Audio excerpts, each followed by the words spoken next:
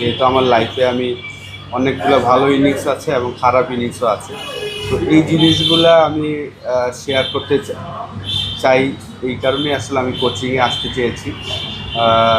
3 বছর আগে যখন একটা অপরচুনিটি এসেছিল লেভেল 3 কোচিং কোর্স হবে আবুধাবিতে, তো বুলুল ভাই আমাকে ফোন দিয়ে বলেছিলেন যে লেভেল 3 একটা কোর্স হবে, তুই চলে আয়। তো আমি নিজের খরচেই গেলাম এবং লেভেল 3 কোচিং কোর্সটা করলাম।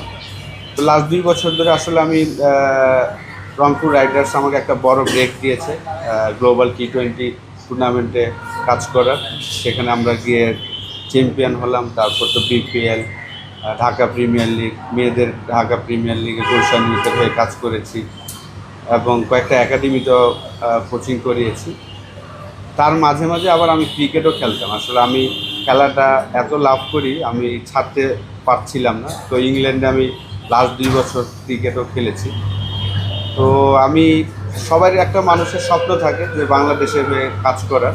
তো যেহেতু আমি ক্রিকেটের মানুষ, আমার একটা অপরচুনিটি এসেছে। আজ ক্রিকেট বোর্ড আমাকে একটা অপরচুনিটি করে দিয়েছে আয়ারল্যান্ড সিরিজে কাজ করার। তো টিমটাকে দেখতে চাই অবশ্যই। যখন খেলতাম তখনও দেখতাম যে একটা ভালো জায়গায় ওয়ার্ল্ড চ্যাম্পিয়ন হব, ভালো কিছু করব।